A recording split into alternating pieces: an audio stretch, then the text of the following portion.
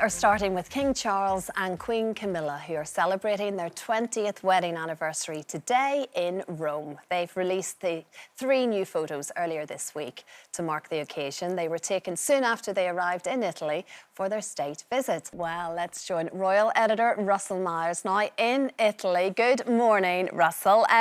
Busy few days for them. They visited the Colosseum yesterday. What is on the agenda today? Yeah, busy few days. Good morning, Christine. Well, you've joined me in a beautifully sunny Rome. We're slap bang in the middle of this 4-day tour and talking about their 20th wedding anniversary, which is, of course, today. Lots of people greeting them on the street, wishing them well. It's not just the dignitaries here that are pleased to see them. They're here on behalf of the British government to try and forge and strengthen relations with our European cousins. But they had a spectacular fly past at the Quirinale Palace yesterday. The Red Arrows from the UK and their Italian counterparts putting on an incredible show. Then they went to the Colosseum, huge crowds there. We had the band from the Welsh Guards playing some songs especially from the film Gladiator as well. Lots of people getting involved there. And today they're going to be at a state banquet, and Charles is that's going to be to celebrate their wedding, of course. And Charles is going to be making a speech partly in Italian at the Italian presidency.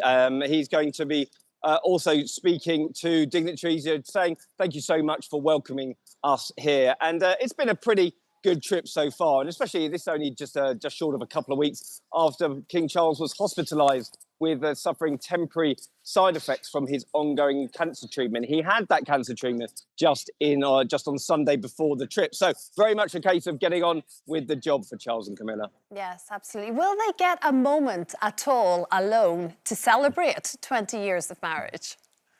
Well, knowing them two, it's pretty much just a relentless schedule when they're here. And they have a couple of gaps because they were due to go and see the Pope at the Vatican. Obviously, he has not been well, suffering from double pneumonia as well. So that gave them a bit of downtime. So maybe after the state banquet, they might take a breather. What a journey it's been over 20 years. We had these beautiful pictures, 3 of them released on Monday just to celebrate the anniversary. That brooch actually is really quite significant. It was owned by the late Queen and the Queen Mother. It's a lily of the valley symbol, and that's the symbol of enduring love as well. And like I said, what a journey it's been for them. 20 years of marriage, no mean feat for them, and I'm sure they'll enjoy a bit of downtime after this tour. Absolutely, and it allows you to enjoy the sunshine in Rome as well. Of course, Russell's not a bad gig, is it? Thank you very much, Russell. Thanks, Chrissy. With us here in the studio is journalist Eve Pollard, who has seen Charles and Camilla's relationship play out under intense public scrutiny during her time as a tabloid editor. It's so interesting. 20 years is an incredible time. I remember that day so vividly. Oh, I remember that day so vividly, but they met 55 years ago. I mean, it's extraordinary, isn't it? It is, very, very much so. But it is a love that has defied all of the odds, because they did have a brutal time, really, for a long time, in fact, when their relationship became public. Exactly. And also, of course, the fact that Charles left Diana. And none of us know what didn't work in that marriage. But it was very, very difficult. If you remember at the time, he was 31 and people were saying, get married. People used to get married younger. I know, I was there. And he had to marry an aristocrat. He had to marry a virgin. All these things were set out for him. Nobody even thinks about all that now. People just want to find anybody they love, to find happiness, a soulmate. And they came through it. And you can see when they're together, they really are in love, and they really have the same sense of humour. And they look round and they point out different funny things to one another.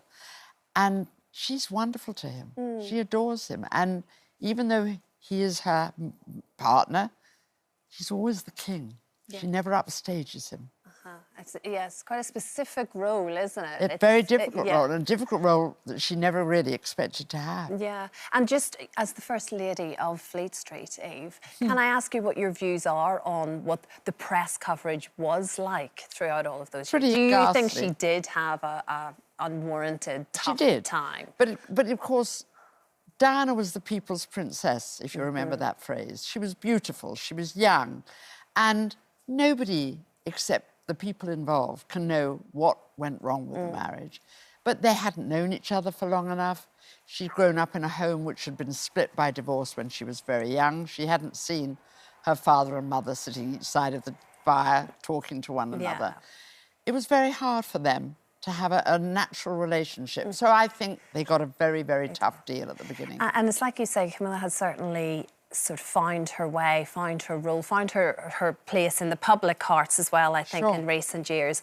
And she just is a huge support to him. Not only we saw it during the coronation, but then, of course, with his recent cancer diagnosis. And she's just been by his side the whole time. By his side and trying to make him work less. And what's amazing about the cancer diagnosis, we never knew what was really wrong with the late Queen.